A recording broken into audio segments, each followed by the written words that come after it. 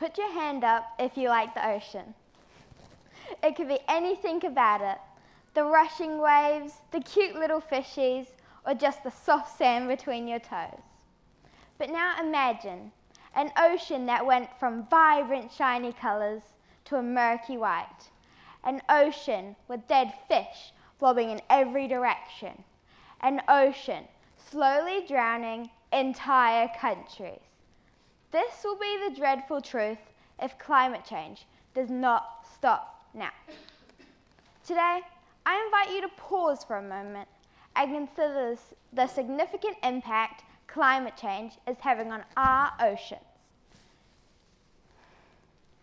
Today, I'll be uncovering the horrificness of coral bleaching, endangerment of marine life, and the rapidly rising sea levels. Firstly, coral bleaching. Coral bleaching happens when the oceans rise and rise in temperature. The coral hates this and blames a tiny little algae living in its tissue called zooxanthellae and just kicks it out. Little does the coral know this algae was protecting it. The coral then gets all stressed out, draining all its colour, becoming a plain, murky white. Bleached corals are much, much more vulnerable to disease and just die. So because of climate change, beautiful coastlines are dying, and the things living in them are dying too. Secondly, impact on marine life. Because of climate change, there is way too much CO2 in the atmosphere of our planet Earth. Now imagine the ocean is a big 361 million square kilometre sponge, covering 71% of the Earth's atmosphere. That big sponge is going to want to suck up all that delicious CO2.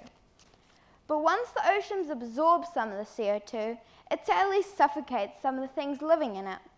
Eventually, with a significant increase of CO2, the CO2 will be killing nearly everything living in the ocean, from the world's biggest animal to the longest living animal.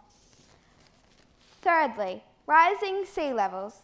The sea levels rise and rise in temperature, and rise when the ice caps melt into the ocean, making its volume bigger and bigger and bigger. It's like when you put flowers in a vase.